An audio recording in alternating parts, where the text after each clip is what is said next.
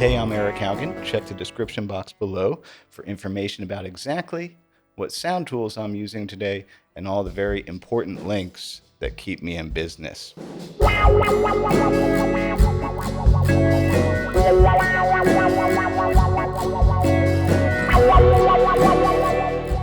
Like 100 out of 100 guitar students who meets with me virtually says something to the following effect.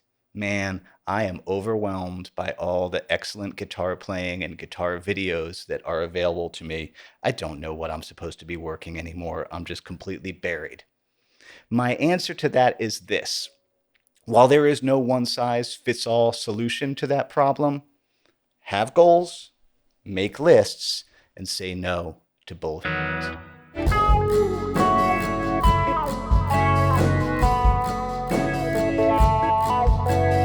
Goals will be a little bit different for all of us, but they could include things like, hey man, I just want to play cool stuff by myself in my room for myself. That's a cool goal. Or it could be something like, I want to play covers with my friends, or maybe join a cover band, or I want to write and record original music. Those are all different goals that require different energy budgeting. And that is why I live and die by lists. Take a look at my office. I have multiple clipboards with career goals, creative goals, home improvement goals, personal goals. I have to write everything down because it's just too much to just keep it all up here. It's just too much noise up here and I can't keep track of it. And I find it's one of the most satisfying things to have it in front of you and cross things off.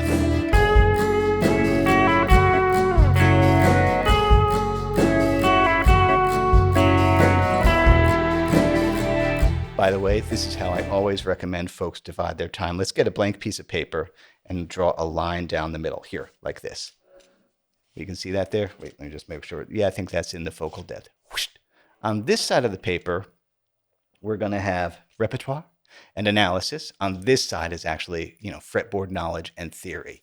Now they do overlap a little bit, but on this side, you would populate it with, I don't know, a dozen or so things you probably know already. Short solos, riffs, intros, chord progressions, and grooves from existing songs that you've heard 10,000 times in your life that are, of course, of the style of music that you like, that aren't terribly difficult, that are just right in front. That's a big deal for me, that we reach for things just a little bit in front, not, extremely far away, because I'd much rather go for something that's medium-ish difficulty so that I can focus more on the rhythm, the articulation, the musicality of it. I put analysis in there because once you know that cool riff, that cool chord progression, that little solo, that groove very well, it's very worth it to take that extra time and try and unpack, hey, what key did this come from? What chords are in that key? What chords are in this riff or chord progression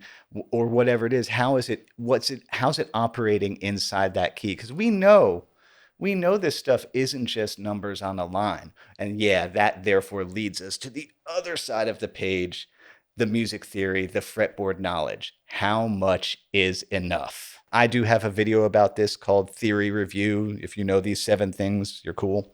But the shortest version of that video would be, hey, notes on your fretboard, the major scale, how that makes chords, the minor scale, and how that makes chords, and then how those things operate inside a key.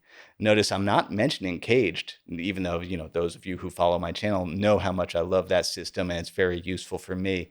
It's not as much a priority for all the various avenues you could find yourself going down. Of course, I think it's cool though.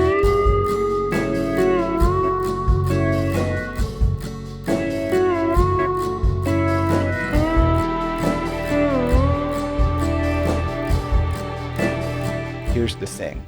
If your goal is to write and record original music, be it by yourself or with other people, your energy budgeting is going to be very different because completing songs, writing songs, recording songs, all of that stuff takes a lot of energy.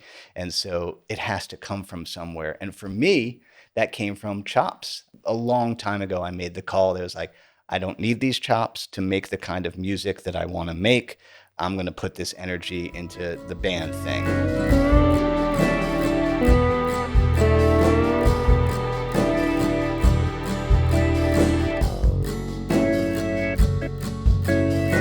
So, what exactly is bullshit? Well, I can't answer that for everybody because that has to do with your goals and your taste and the way your brain works.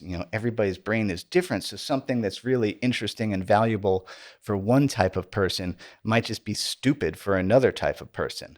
I will say this, though. Whenever you find yourself in a little chop building rabbit hole of some technical thing, just take a second to double check and be like, is this thing that I'm working on getting me closer to making the kind of music I hear in my head and want to play in my heart? If it is, great, do it, feel it, play it slow and stinky, go for it. But if you're doing it because it sounds difficult and impressive or it proves something, I don't think that's the right reason to be doing something.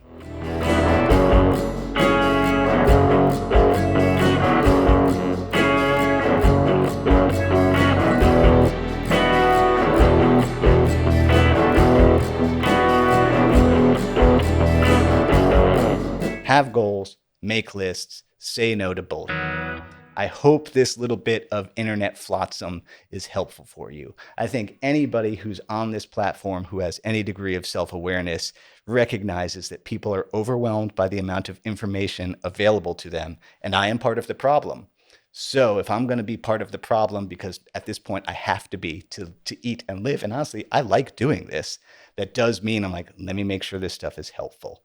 Goals, lists, saying no to stuff. It's a big deal. Thanks so much to everybody who supports me in all the ways that you do, be it like, subscribe, and share. All that stuff helps immensely with the algorithm relevancy, which helps to generate website traffic on my website. You can book one-on-one time with me to talk about guitar or, again, to talk about stuff like this. There is also Patreon, and for as little as $2 a month, you can support me that way, and there's a host of educational things that come along with that. And the third way I keep the lights on here is I make deep dive courses in partnership with the folks at Truefire.com. As Bill and Ted would say, be excellent to each other. Happy Friday. Eat pizza.